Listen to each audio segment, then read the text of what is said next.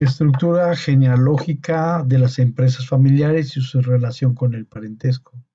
Elementos socioculturales para analizar las estructuras familiares. Del doctor Ricardo Contreras Soto, de la doctora Alejandra López Salazar y de la doctora Marta Ríos Manrique. Este capítulo fue publicado en el libro de la empresa familiar como objeto de estudio y es importante que se vaya ubicando que no es nada más la familia padre, madre, hijos. Hay distintas formas de estructuración y es importante ver las distintas formas de estructuración en las empresas familiares porque de ello depende mucho las relaciones de trabajo, las obligaciones que hay culturalmente entre los miembros, porque se puede entender muchas de las cosas y no dar por supuesto de antemano una estructura genérica que se da, porque la variación son distintas, las obligaciones son distintas, porque las problemáticas son distintas. Y sobre todo, bueno, sobre todo estoy pensando en la micro y la pequeña empresa, donde la estructura familiar juega un papel muy importante, ¿no? Entonces, hay un debate muy fuerte sobre los estudios de la familia, muchos de ellos han sido criticados, porque de por medio están las cuestiones etnocéntricas de los países del centro, o sea, de los países desarrollados, ¿no? Como les llaman comúnmente.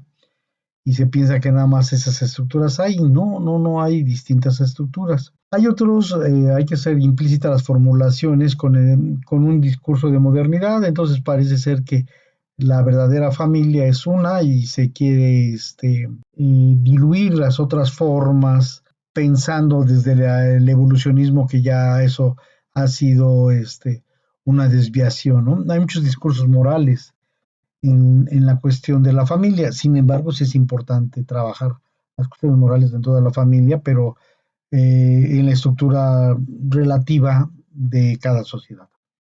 Entonces también está la cuestión de la legitimidad que se da en la nobleza y los buenos hijos y la buena madre, y los roles y las familias de abolengo y la contaminación, ¿no? Cuando hay sesgos, le llaman, sociales de la familia, y no hay que entenderlo. Entonces, el debate de la familia ha tocado varias aristas y se ha preguntado pues, qué es la familia, que tiene que ver con los elementos legales, históricos, con los factores culturales principalmente, que es lo que vamos a ver.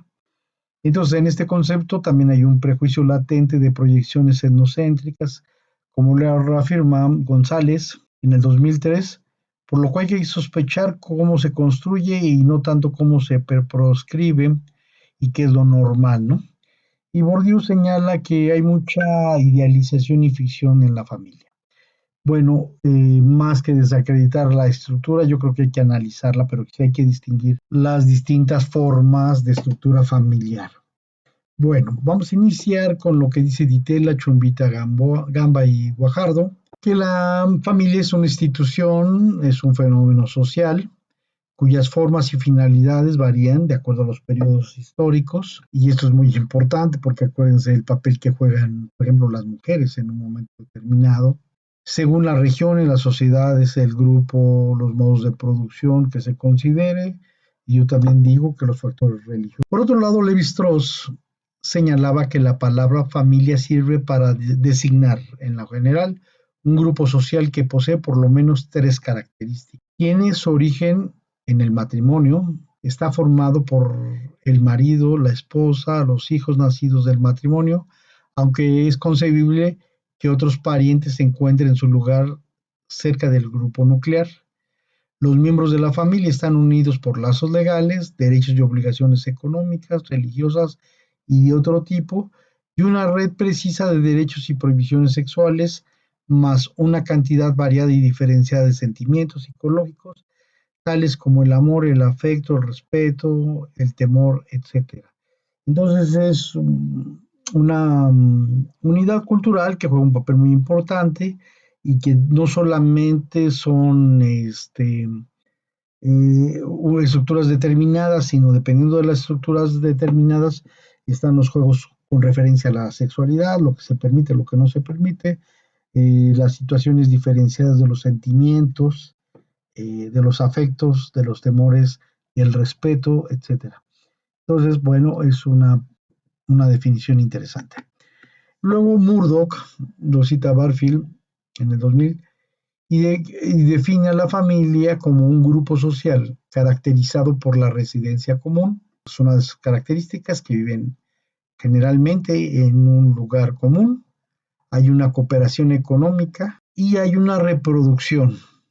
Incluye a los adultos de ambos sexos, al menos dos de los cuales mantienen relaciones sexuales socialmente aprobadas, y uno o más niños propios o adoptivos de los que los adultos cohabitan sexualmente. Giddens define a la familia como grupos de individuos vinculados por lazos de sangre, matrimonios o adopción, que forman una unidad económica, cuyos miembros adultos son responsables de la crianza de los niños, con todas las sociedades conocidas.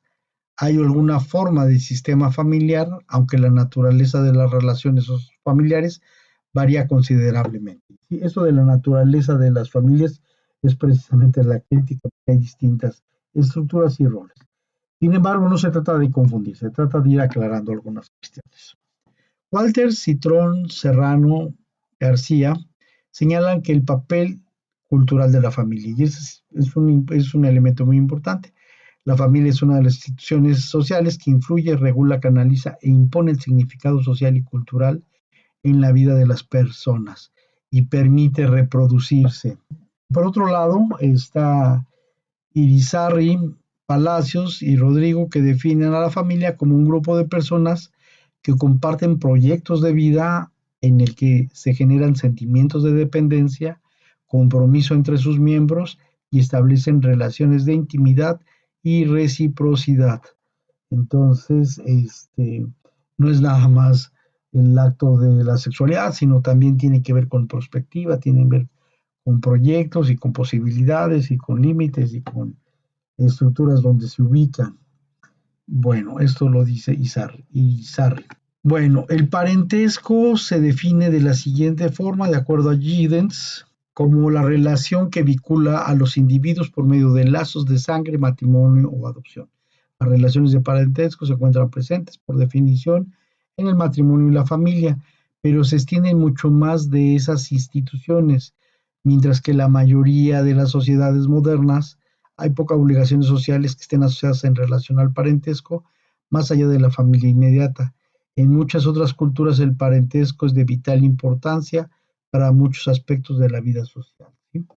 Entonces los nombres que se dan, las familias por apellido, ¿no? Juegan un papel muy importante en las comunidades o en las localidades o en ciertas regiones y que tienen que ver incluso con relaciones de poder. Bueno, entonces estamos configurando esta idea. Giddens dice, ¿cómo lo establecen la familia? Como los que establecen entre individuos mediante un matrimonio por líneas genealógicas que vinculan a los familiares cosanguíneos, madres, padres, abuelos, etc. Entonces juegan un papel importante, tienen su lugar y, y tienen una estructura. O sea, no eres abuelo y mañana eres tío, eh, de manera arbitraria, ¿no? Sino que depende de la relación de un sujeto con referencia a ego o a un miembro de la familia, de acuerdo a su estructuración. Por eso me gusta más hablar de estructura. La familia nuclear consiste en dos adultos que viven juntos en un hogar con hijos propios o adoptados. Esa es la familia nuclear. Ahora, en cuanto a las empresas familiares, esto es importante.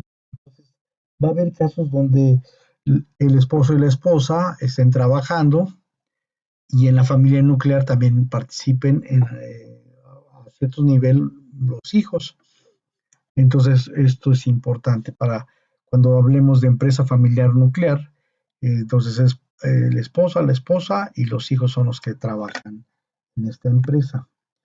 Mientras que, bueno, sobre la familia nuclear puede ser de uno de los siguientes tipos, todos los cuales deben constar de una persona que vivan en el mismo hogar, por lo general, un matrimonio sin hijos puede ser también, y un matrimonio con uno o más hijos solteros, y de acuerdo a la ONU, un padre o más hijos solteros y una madre con más hijos, pero esos son monoparentales. Y las parejas que viven en uniones consensuales se consideran como matrimonios. Bueno, esto lo dice la ONU en el 2008. Pero lo que sí es importante, va a haber donde nada más va a estar el matrimonio en la empresa familiar, que es el esposa y la pareja, el padre o la madre, o todavía en su versión más moderna, conocida, puede ser también un matrimonio gay, tanto de hombres o de mujeres. Entonces, cuando es solamente el matrimonio en la estructura familiar, entonces es solamente él. Cuando es la familia nuclear, entonces implica no voy a hablar de que tienen a los hijos en la casa, porque entonces no es empresa de familia nuclear, es de familia nuclear. Ento- entonces, perdón, de pareja. Entonces, sí es importante, cuando los hijos están involucrados, o los hijos adoptivos o los propios, se reconoce como familia nuclear. Bueno, está esta cuestión entonces. Y el matrimonio se define como la unión sexual entre dos individuos adultos socialmente reconocida y aprobada. Entonces está interesante esta definición, no forzosamente tiene que ser heterosexual, también puede ser homosexual. Cuando dos personas se casan se convierten en parientes. Sin embargo, el matrimonio también vincula a un grupo de parientes más amplio. Los padres, los hermanos y otras familias consanguíneas se convierten también en parientes y se hace una red, ¿no? Se supone de vínculo. Ahora sí, la familia monoparental, pues yo creo que es muy importante que la entendamos y sobre todo aquí en México. Y puede pasar de muchas maneras, ¿no? Puede ser monoparental, quiere decir que uno, tanto el hombre o la mujer, quedan como responsables y viven responsables, y puede ser por muchos motivos. Puede ser porque quedaron viudos, puede ser porque se divorciaron, pueden ser de mutuo acuerdo que nunca se casaron y que finalmente alguien que se siente muy vinculado o que es responsable o que económicamente ha sido quien ha tenido la oportunidad y la responsabilidad de sacar adelante a sus hijos, ¿no?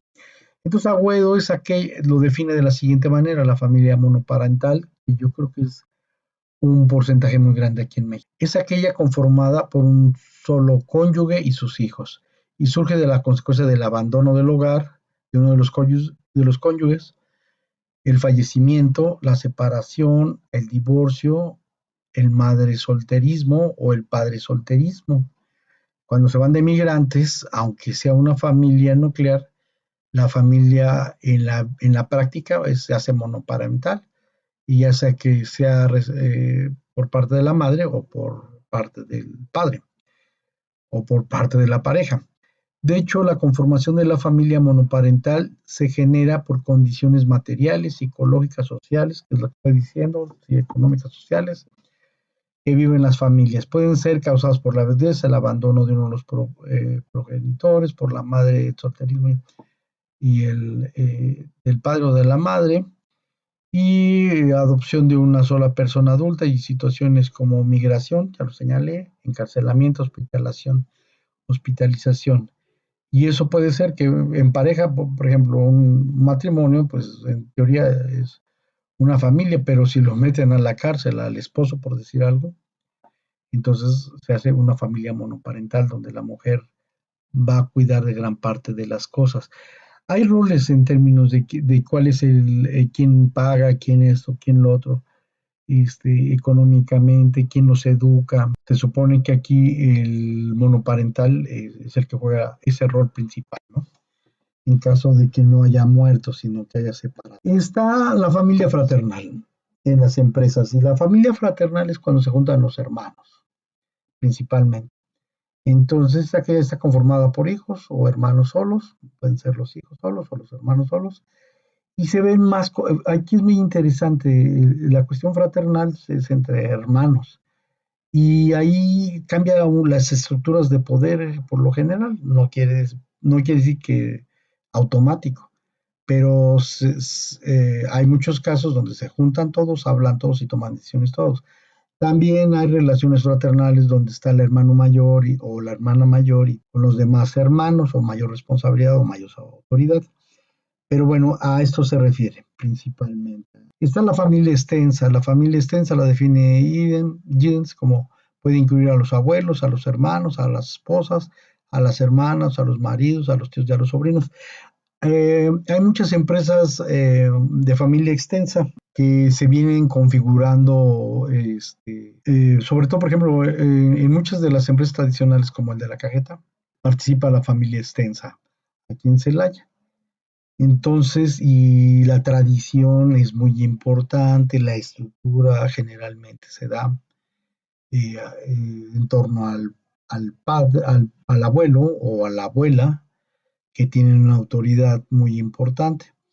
Entonces, eso es distinguir en las distintas estructuras familiares. Agüedo señala que son las familias extensas conformadas por personas de dos generaciones de una misma familia que conviven uno o ambos padres con hijos, tíos, tías, primos, primas, lo cual probablemente genera procesos interaccionales que en alguna medida se asemejan a las descritas por familias extensas conformadas por tres generaciones, cuidando y socializando aún más cuando se trata de familias con niños pequeños, ¿no?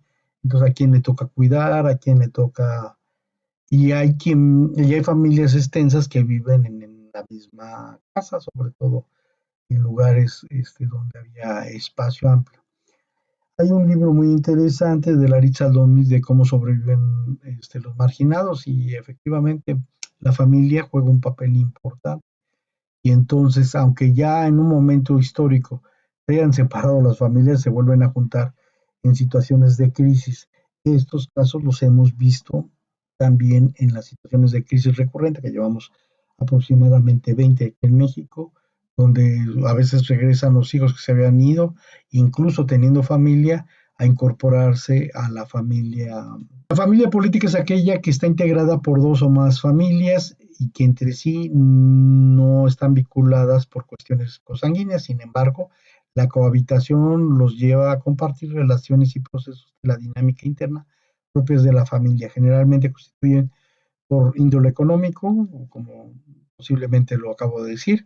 Una versión de esta tipología es denominada la familia ampliada, la cual se define como aquella conformada por la familia nuclear y otras personas que no tienen lazos de parentesco, según Agudelo 2005. Ego es una forma de integración unipersonal donde se hace una persona y constituye el actor clave de una familia para una organización. Aquí pusimos hombre y mujer, pero también puede ser, como ya lo señalé, del mismo género para las relaciones lésbico, gays, etcétera. Genogramas.